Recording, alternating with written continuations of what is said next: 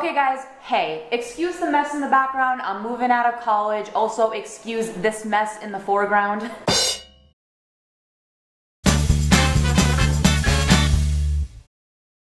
This video was not planned. I was not gonna make this video at all. I was actually just gonna go home tomorrow and not make a video until like next week. I don't know. Oh my god, people are texting me. Not now. Okay, so right now I already have a video uploading and the Wi-Fi is really slow and I'm freaking out because at the same time, Harry's album is coming out, I think at like midnight. And if I'm being honest, I've already heard a few songs from it because, you know, people illegally download, so yeah.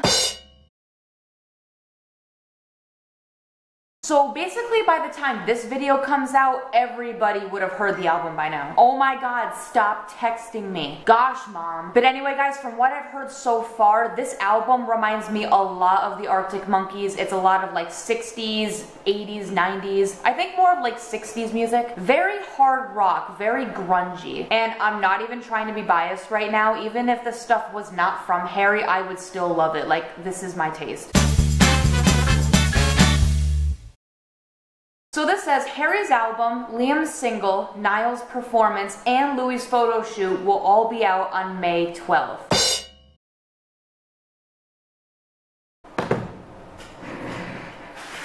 Bye. Guys, I can't. Good thing school is over. School ended today. I have no more homework. I am done for the whole year. But then again, I'm supposed to be getting a job this summer, so maybe I'll cancel that. I cannot balance a job and do this shit at the same time. I should make YouTube my full-time job, because the One Direction fandom is work. But guys, I'm just overwhelmed by everything. I love the sound of Liam's new single, well, from what I've heard. Harry's album is amazing. Louis' photo shoot is probably gonna either look so cute or daddy as fuck. And then Niall's obviously gonna sound great. Like, my boys are killing the scene, and they're not even a group. The fact that One Direction can do individual things and still rule the world, that's my boys.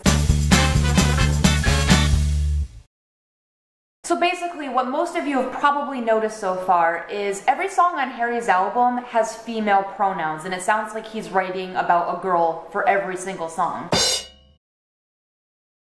And for one, I was really confused about this because Harry specifically told us that this album is not about a woman at all, but whenever I just hear these songs, I'm like, it sounds like he's talking about a woman. But then I got some opinions from you guys and it really changed my mind. So this person says, I don't know if this happens in English, but most of the Brazilian poets use feminine pronouns to personify emotions or experiences. So a lot of people are thinking that by Harry using female pronouns, he's really not talking about a specific person in mind. He's just writing about someone random, someone in his mind, like from his imagination. It's not like a real person. Maybe it's not a real experience. So maybe she is an emotion. Like I said in my last video, it's like Olivia. Also, my friend writes, I'm a huge Beatles fanatic, and you know how many songs they wrote about girls, but they were actually just random songs? Yeah, so even with the Beatles, they wrote songs about girls, like female pronouns, but it might have not have been about someone specific. And then after that, I went on Instagram and I saw some posts where Harry's actually talking about some of his songs. Because apparently everybody's listening to his behind the album documentary right now, and I'm not. So this says, Harry talking about the girl who inspired Carolina on Behind the Album documentary. So this says, he wrote Carolina about a girl he met while he was out having fun. Asked if she knows the songs about her, he laughs and says, she does not, but her name is in it.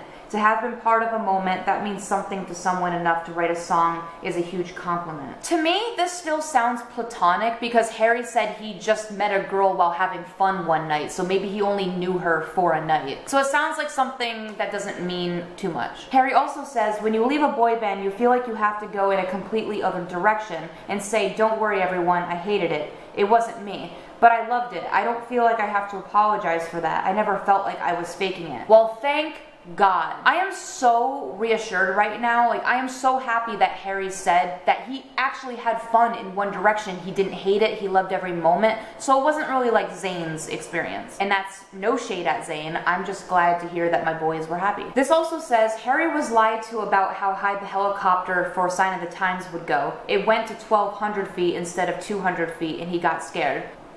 Listen. Why you do my boy like that? Okay, look, this goes for anybody. Why would you tell a person that they're only going 200 feet when in fact they're actually going 1,200 feet. That is mean. That is cruel. I mean, like, Harry could have had an anxiety attack from that high. Like, seriously, what the fuck? This also says Harry's documentary has a whole section of him talking about how much he loves being in 1D. Okay, thank God. This debunks all the rumors that Harry hates 1D, which I don't even know how that rumor started. Like, why would Harry hate his bandmates? Like, he already said there's no feud. So just the fact that I now know that there's a whole entire section dedicated to his bandmates and it's in black and white, like, I can't. Crafting. And guys, look at one of the pages that was in Harry's pamphlet. This says, I will make a palace fit for you and me of green days in forests and blue days at sea. And that's by Robert Louis Stevenson, or Louis Stevenson, whatever. Okay.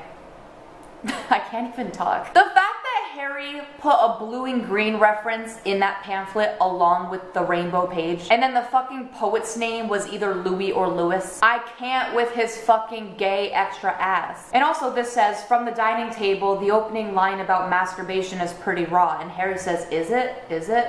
What the fuck? I mean, guys, it's true. If you listen to the beginning of that song, it's about masturbation, seriously. And I was living for it.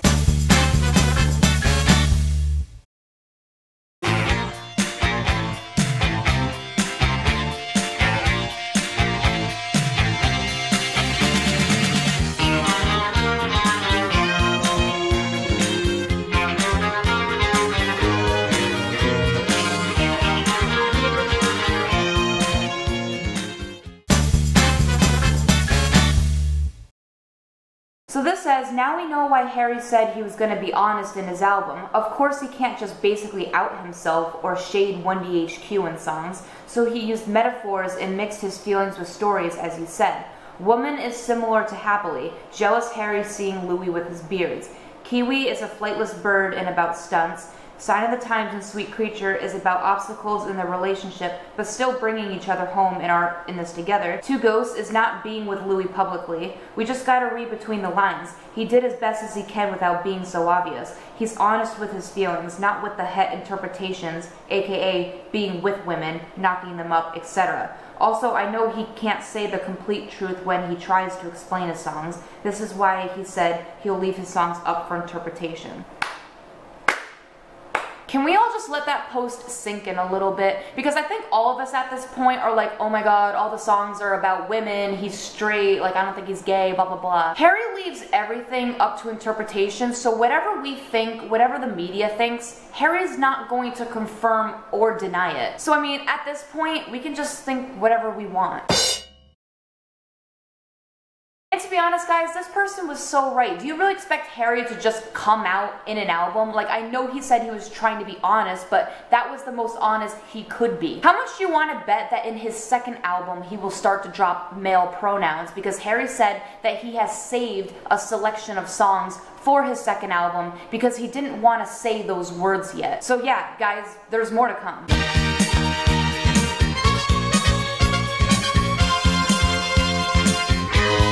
So I was very, very lucky to get to play the first time playing these songs with the band in Abbey Road Studios. I've actually never been in them before at all, so it was a big day for me. And working with some of my best friends at Fall, it was amazing. And yeah, thank you so much for coming. I hope you enjoyed this. Aww, love you! I hope that yeah, it was very fun to make this album, and I hope you can see that. It was a good time. Hopefully there's some fun in this there. So he was just there, and you know, it was very easy for him to kind of be around and not feel like there's a big crew there or anything. So I felt very natural to him around. And I found the process of making the album very fun. It was one of the best times I've had in my life. It's an album that made me very happy to make. And I hope that, you know, we do that tonight. I hope you guys will love it. It's amazing! I was at the listening party. It was amazing. 1 minute. Listening party! Listening party! Woman is the best!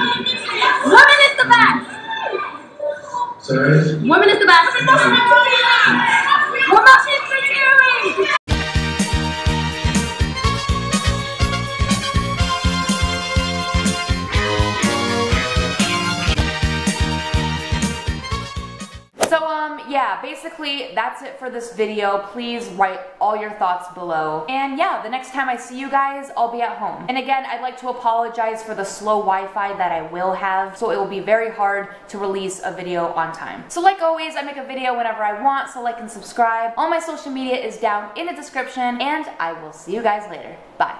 My honey bun, sugar plum, pumpy umby umpkin, you're my sweetie pie.